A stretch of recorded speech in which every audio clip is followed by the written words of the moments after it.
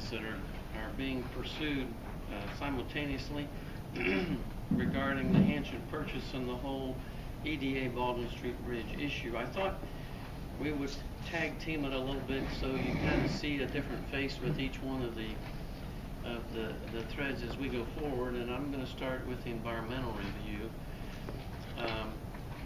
SME was the engineer who was employed thanks to Jim Sandy and the brownfield funds that were made available from the county and have completely paid for this analysis. But SME went in and they did a number of boring samples, coring samples of the property of Hanchets. And as you can see behind me, there are 4 areas of interest. The red area is an area of pre-demolition concern, and the others are post-demolition concern. The issues are more of a potential concentration of some foreign kinds of matter that have been discovered in the ground there. We ask how serious these were. Of course, you get the standard answer: anything that we find is serious. At the same time, the comment was that everything they felt could be handled on site. So it's a matter of moving dirt under perhaps some other dirt and encapsulating it to some degree.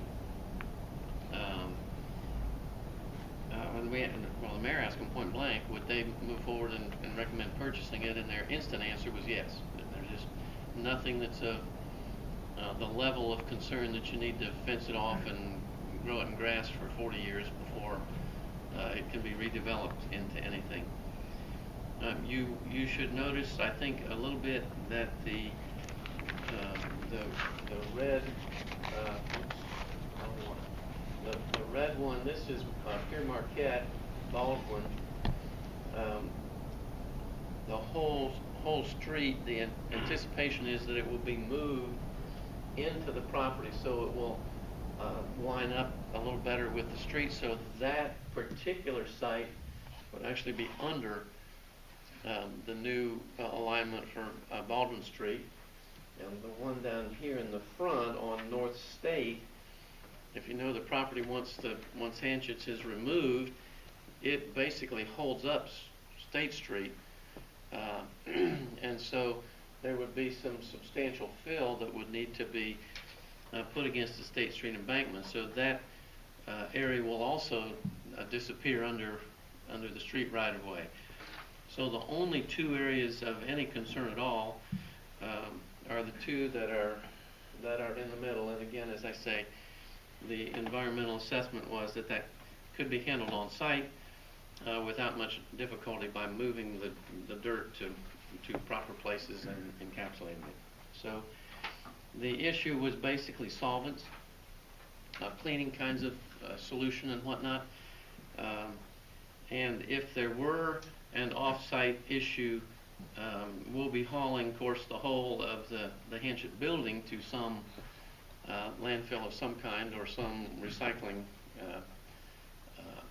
site, and it would be a matter of what minimal amount of material might need to be hauled to a standard kind of landfill to remediate the problem. So, very positive environmental study. They are finishing up with it. I would anticipate that we'll have a written copy. They promised us by our next commission meeting. And if that's the case, then we will bring it to the commission. The purchase agreement says that the commission will accept or approve the environmental if it's satisfactory. That's one of the trigger mechanisms for us to continue on the journey to purchase the property. So I would expect that will come back to you as an action item on the February 4th agenda. If there are no questions from me on the environmental, then we'll move to the financial I just want to add to your comments, Mr. Sobers. I did sit in at the meeting on January 17th with the representative. Mr. Sandy was there, Mr. Gifford was there, and I think I'd concur with what Mr. Sobers had to say, but offer the following. In addition, I thought they made it clear that they were looking for soil and groundwater contaminants. They made a particular note that no testing for asbestos was done in the building whatsoever. And that's not a forecast of things to come, but you know, we need to be alert to that. This site itself, as I understand it, has been subject to several environmental reviews in the past, and I think it's against what's gone on in the past that SME was inclined to state that their review was favorable, and as Mr. Sobers indicated, I asked them if it was their money, would they invest? And they said that there was nothing that kept them from recommending us move forward. If you look at what Mr. Sobers has on the screen, and in the handout, you'll see that there's reference to a former river raceway that would be to the east of the property adjacent to the river, and at that meeting Roger Schneid produced an aerial that was taken sometime, I think in the 60s, could have been the 70s, that showed a raceway and what appeared to be a retention pond that's now been covered in or covered over. I myself would have to believe that with work done at the dam site on the river, the state has looked at any possible contaminants that could leach into the river, and it's my understanding that there isn't any. There was some concern early on, and by that I mean years back, that there was apparently a former gasoline station that would be, let me orient myself, to the west of this, and some material may have leached across and down, but I forget the term that the engineers used. I think it was that had degraded by now, so it was less of a concern than it may have been 8 years in the past. So I thought it was all very favorable in terms of moving ahead. We won't see their written report until our meeting on February 4th of 2013, and we have to pay close attention to that because, as Mr. Sobers has indicated, there's triggering events that follow approval of the environmental as it relates to the closing of the property, but I think we need to take it one step at a time and make sure we're doing what we should each step of the way as we move this project forward. But all in all, I thought it was a favorable review that they were offering to us. We'll wait and see what attention is paid to detail in the report, but I did not hear anything that would cause us to step back from the acquisition. So the dates that I'm going to share are, of course, can be moved in the timeline, because a lot of it does depend on when the commission is comfortable moving forward with the environmental review and everything along those lines. But right now we're looking at a loan of approximately $550,000. What that would consist of is the purchase price, which is about $515,000, and the taxes for 12 and 13, which is about $32,000, and then there's roughly $2,500 in there for closing costs. So we'd be looking to finance $550,000, and looking at terms and payment schedules, it looks to be most advantageous to go with a 10-year term, which would equal a payment of around $70,000.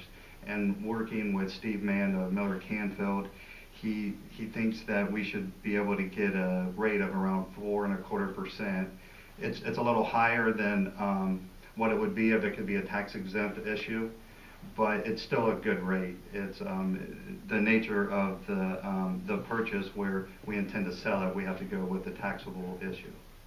So that's why the rate is to be about 4.25. And looking at where the city could be comfortable in an annual payment, of the 70,000, we looked at a payment that we actually just retired, which was the Centennial Wireless payment, which we were paying about $95,000 a year. So even if the city did take on the $70,000 payment, it still leaves us about $25,000 cushion there. If those terms are how we would proceed, the way that we would envision is Miller Canfield would put together the bid specs, and we could share that at the next commission meeting, which would be the February 4th meeting. And if everything is okay from there, we could begin the advertisement process for the RFP, which historically we've always given that 10 calendar days, or I'm sorry, 10 business days. So that would make the due date for the proposals from the banks on February 19th. And once we receive those proposals, we would sit down, and part of what Miller Canfield would do is help us choose the most cost-effective proposal. And as early as the March 4th meeting, we could have a resolution which would also be prepared from Miller Canfield authorizing the installment purchase agreement. And that's just a flow of how the financing activity would work. Again, those dates could change depending upon when the commission is comfortable with moving forward with the financing. Before I get started, just want to remind the commission that in the past they have approved, we have budgeted, and we're all set for the design of the bridge itself. And that cost for that is $129,000, of which we've spent some money up until this point. And another point to consider as we start to talk about this is that 2 years ago now, we went through a real detailed process to hire Fleece and Vandenbrink, where a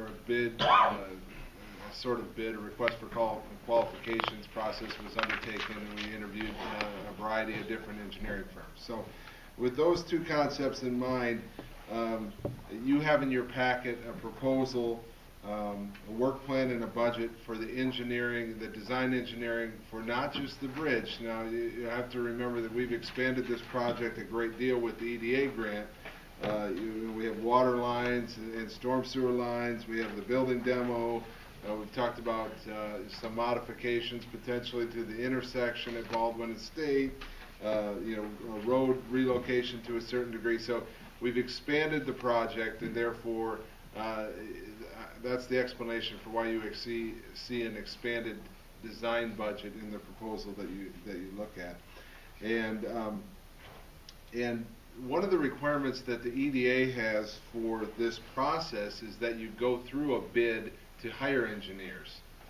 And so, but we were able to discuss with them that we had already done that, and they accepted the process that we used in the past. But what we had to do was have an agreement that had some required type language in it that was specific to the project. And so the other document that you have with you is an agreement, which is basically the agreement that we already have in place with Fleece and Vandenbrink, modified to have the EDA requirements included. So those are the two documents that you have, and the dramatic difference in cost that you see is not only from an expanded project, but what we had already approved, the $129,000 that I mentioned, was only design engineering. That's no construction engineering, which is a very large portion of the budget that you have in front of you. So, Paul, is there anything I should be thinking of? We're looking to bring this back on the 18th, is the way I have understood it. February 18th, these two items would come to the commission with any changes or modifications that we discussed tonight or afterwards, and we'd be looking to the commission to move forward with those. That's the plan right now. I have a couple and also some comments. In engineering information that we were given for this evening, they detail the scope of the project, and I think this ties in a little bit to the discussion about the financing. And we're going to hear a little bit about EDA in a moment. But this is taken on a much larger scale than just Baldwin Street Bridge. The bridge itself includes realignment of existing pedestrian trail on the east side of the bridge, and you'll see that referenced in the report. Replacing an existing 8-inch water main with a 12-inch water main, and demolition of the Hanchett facility to allow realignment of the bridge, in part to improve truck access and sight distance. So this has taken a much larger scope than envisioned perhaps when engineers first looked at it. And with it comes more attention to detail on the financing, and we'll hear more about ED in a moment. We haven't had, this isn't before us for an action item. When it does come before us, I trust Mr. Williams will give it his thorough review as he does other agreements. In the document, it talks about to the extent the engineers are covered by insurance, they would agree to indemnify. And then there's reference to some insurance coverage shown as an attachment. Now that may have been part of the original, but I want to make sure we see that as part of this when it comes back to us at a later date. Beyond that, there's just more to it now than there was before, and a necessary price to be paid is engineering costs that are associated with that. But I don't have anything else at this point. The reason that the project got expanded to a certain extent was the good fortune that the city has had with talking to the industries on the east side that are adding jobs. And EDA comes in only when jobs are created. And I believe, I'm looking at somebody, in the neighborhood of 75 jobs were listed with the EDA, and since then, as the mayor pointed out in a newspaper article a couple of weeks ago, there's another 70 jobs that Hayworth is thinking about having. That was the headlines of that particular edition. So what has happened in the original concept, we would replace the bridge, and our share of that as a city would be something on the upside of $1.5 million. But by going after the EDA with the help of our partner industries, that number now looks like it will be more in the $500,000 range, and our real principal cost will be the Hanchett acquisition and working with the Hanchett property. The EDA is currently reviewing the additional data that Cindy, our grants person, sent in. The only piece they don't have is the environmental hard copy that we expect to get them, as you have already heard, by the 4th of February. In talking with the EDA, they think there will be a turnaround on their total review so that they extend not just the preliminary acceptance of our application, but a firm offer, and they expect that within 2 months. So sometime in the April time frame, as an action item, you probably will be seeing the acceptance of the EDA grant as a package with all of the details that come with EDA applications. I do have, again, from Fleece and Vandenbrink on the wall, kind of the overall timetable that starts with the authorization of engineering services that we've talked about in the January this year time frame. Data collection and review would continue at the same time.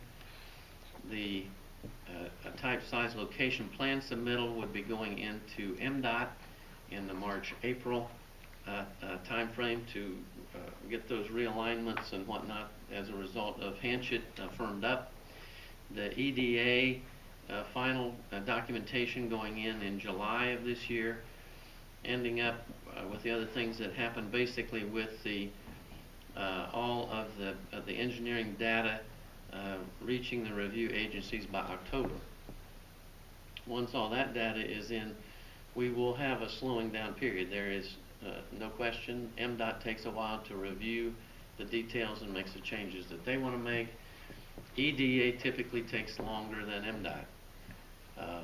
And so that October probably will stretch, as this indicates, into the February to April timeframe, which is the better part of 6 months into 2014. And following that, then construction, I think, is based on a 40-week construction timetable. So we'll have a little more than a year in the construction. 40 weeks, less than a year. Well, depends on the construction season. It may be 30 weeks in one construction season, and we may have to do the wrapping up the following spring. So, in kind of overall summary, you'll see an environmental review, potentially for an action item at your next meeting in February. You'll see a financial review the first week of March at your commission meeting. You'll see an engineering review probably at the 18th meeting. So that would be the second meeting in February, if all goes well. And then you'll see the EDA coming back in April.